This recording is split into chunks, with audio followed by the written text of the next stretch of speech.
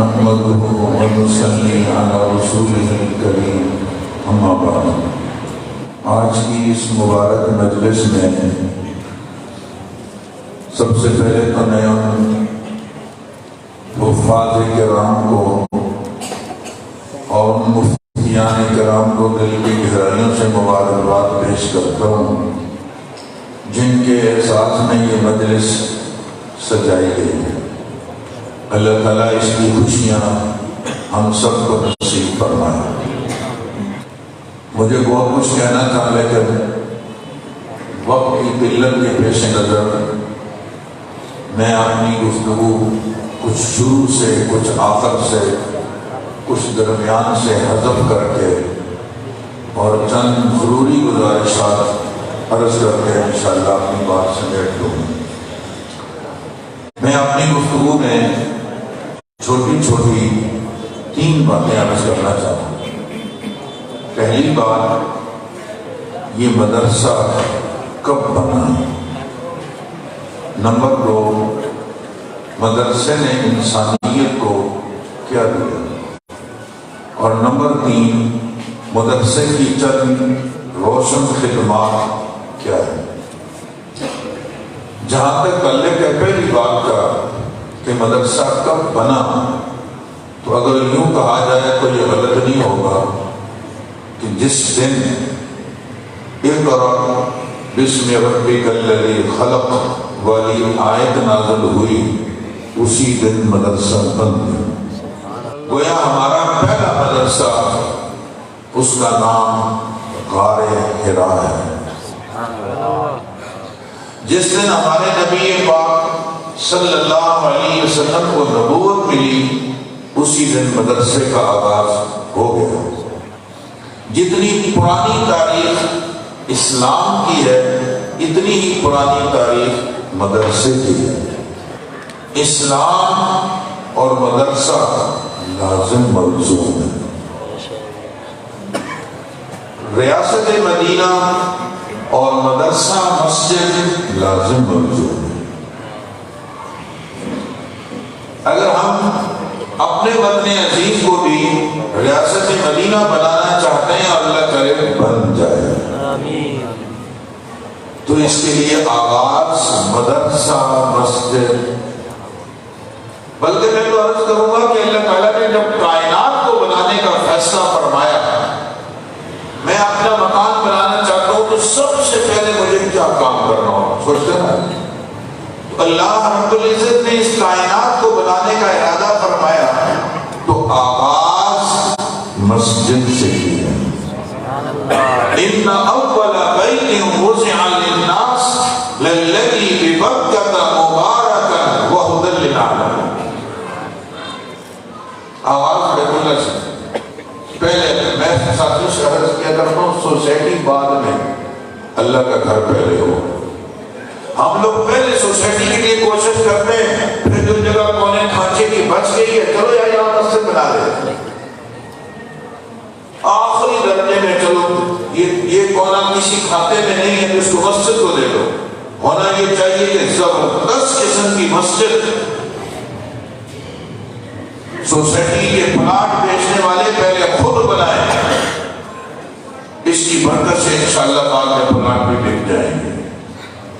اللہ تعالیٰ نے کائنات کو بعد میں بنایا، اپنا گھر مسجد پہلے بنایا۔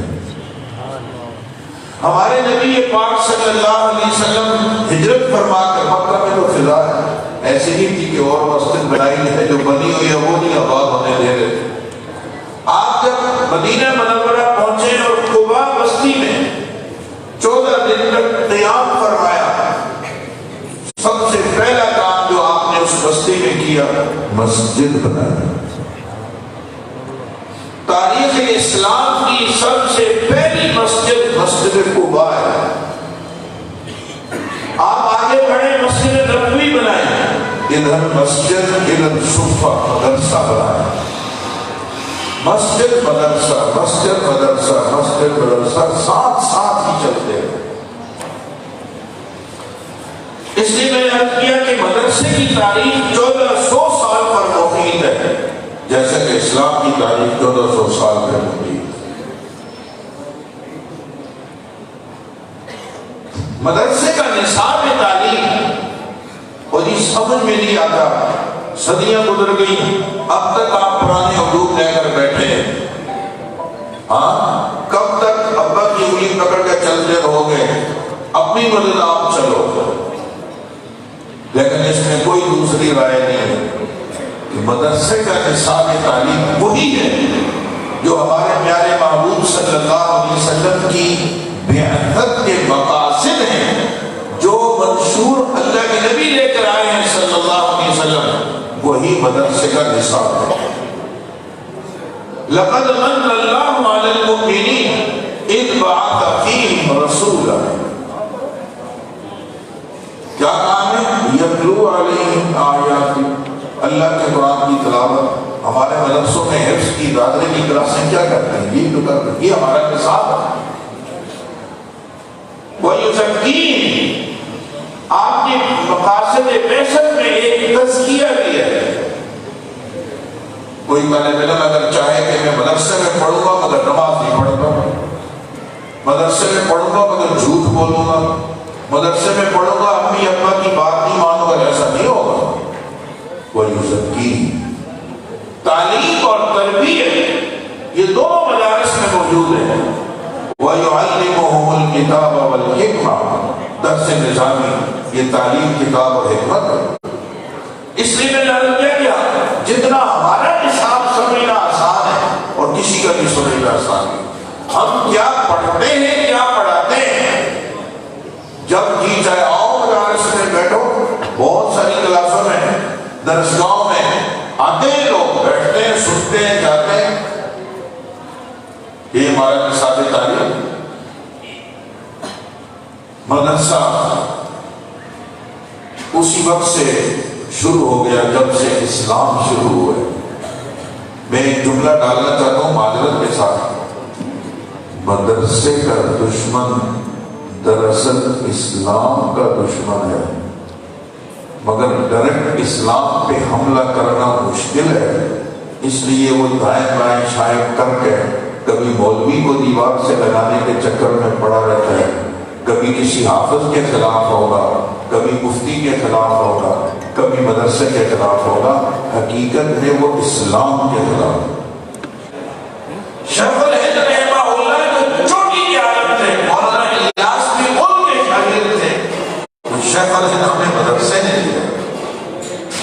شیخ الاسلام مولانا حسین احمد مدنی آج پاک و ہند کا ہر شیخ الحدیث بالواسطہ یا بلا واسطہ مدنی کا شاگرد ہے۔ حضرت مدنی ہمیں مدرسے نے دی۔ ختم نبوت کے مسائل کو حل مدرسے نے کیا ہے۔ اور آپ میری تیسری گزارش پر آ جائیں کہ مدرسے کی روشن خدمات کیا ہے، تو یہ ان میں سب سے پہلے اس خدمت کو رکھوں گا کہ اتنا عظیم کارنامہ اپنی جانوں پہ کھیل کے دلائل کی روشنی میں بھی جانی مالی ہر طرح کی قربانیاں دے کر الحمدللہ ختم نبوت کا مسئلہ حل کرنے میں علماء کا بنیادی کردار ہے، اور علماء جو مدرسے نے دیے سمجھو یہ مدرسے کا کردار ہے۔ بر صغیر کی آزادی میں بنیادی کردار علماء کا ہے۔ یہ جو ہمارے چاچے لگتے ہیں کہ جی کراچی میں جھنڈا شبیر احمد عثمانی لہرائیں گے اور ڈھاکہ میں مولانا ظفر احمد عثمانی لہرائیں گے، یہ ایسے ہی جھنڈے ملے لہرانے کے لیے پیچھے ان کا کردار تھا، پیچھے کارنامے تھے۔ اگلا سمجھنا تھا کہ اتنا احساس دینا پڑے گا ورنہ مشکل میں پھنس جاؤ۔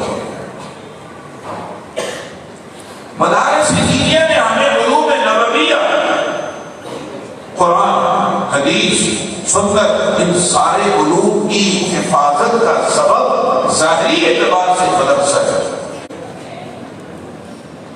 آج جو ہمیں بخاری شریف کی سینکڑوں شروحات مل رہی ہیں اور دڑ دڑ آ ہی رہی ہیں، مدرسہ ہے نا۔ اگر مدرسے میں یہ مانگ نہ ہوتی تو آپ کو اصل بخاری بھی کہیں نظر نہ آتی۔ عوام میں آج بھی جو لوگ مدرسے سے دور ہیں انہیں کچھ پتہ نہیں۔ میں ایک جگہ ختم بخاری کی تقریب میں گیا تو ساتھی نے کہا کہ برات میں ختم بخاری ہے، وہاں الگ ہو، اس کے بعد جمعے کا بیان بھی کرنا ہے۔ میں نے کہا دونوں کو اکٹھا کر لیتے ہیں۔ بخاری میں کہاں ہو جائے گی. خیر میں نے بخاری شریف لا کر جمعے کے دن ٹیبل پر رکھ دی اور آخری حدیث کا درس اس میں فکر آخر کی باتیں کوئی مشکل چیز نہیں ہے، عوام سمجھتی ہے. میں نے بات اسی میں کی.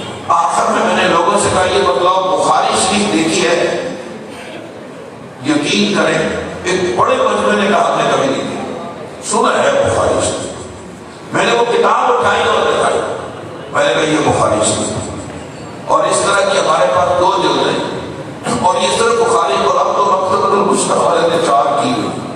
اور میں نے کہا یہ صرف بخاری ہے، اس جیسی ترمذی الگ، مسلم الگ، سنن ابی داؤد الگ، نسائی الگ، موطا امام مالک، موطا امام محمد ابن ماجہ، یہ ساری کتابیں ہم دورہ حدیث میں طلبہ کو الحمدللہ پڑھاتے ہیں، ان کے پاس ہوتی ہیں. پہلی مرتبہ ایک ساتھی نے کہا یار آج آپ کی برکت سے ہم نے بھی بخاری لے لی. دیکھا آپ نے اس علاقے میں مدرسہ تھا جس کی برکت سے عوام نے بھی بخاری شریف دیکھ لی، ورنہ یہ علوم کی حفاظت کا ہو کتابوں کے نام بھی نہ آتے. مدرسہ کا ہوتا آج اتنی کتابوں کے میں نے نام لیے، ابھی بھی کتنے لوگ یہاں بیٹھے میں انہوں نے کچھ نہیں دیکھا. یہ پروگرام ہوتے ہیں تو اس میں ذرا نام سن لیتے ہیں، مدرسہ اجتماع بلاتا ہے اس میں کتابیں دیکھ لیتے ہیں، طلبہ کو انعام میں کتابیں ملتی ہیں تو ہمیں ذرا خوشی اور چاہیے بھی کتابیں.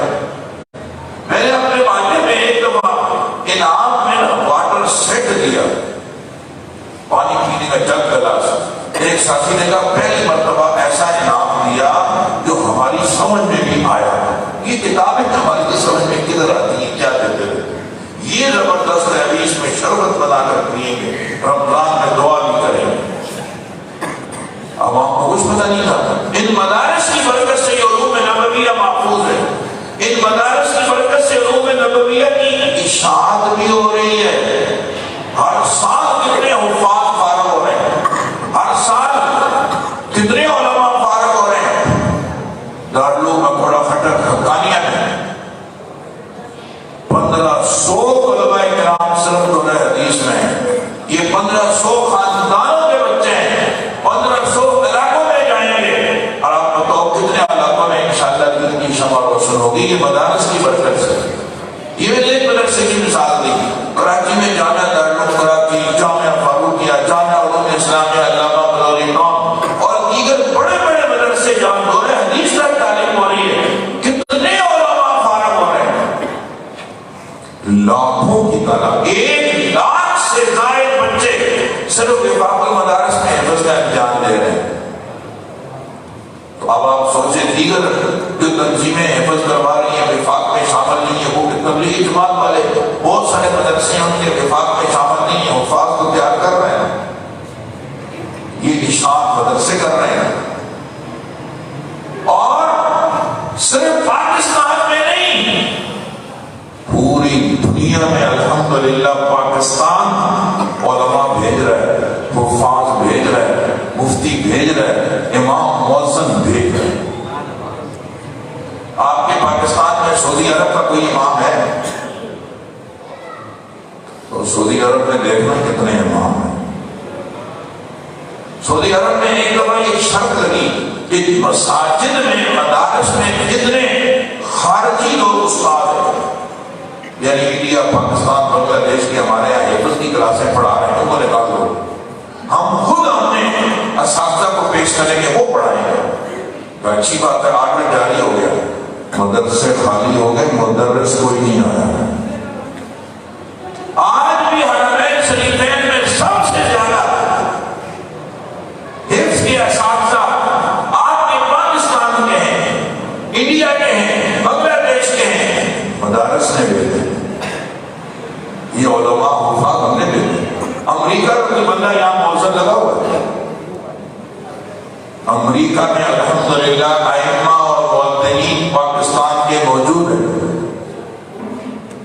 کینیڈا میں الحمدللہ امام مؤذن مدرس پاکستان کے موجود ہیں.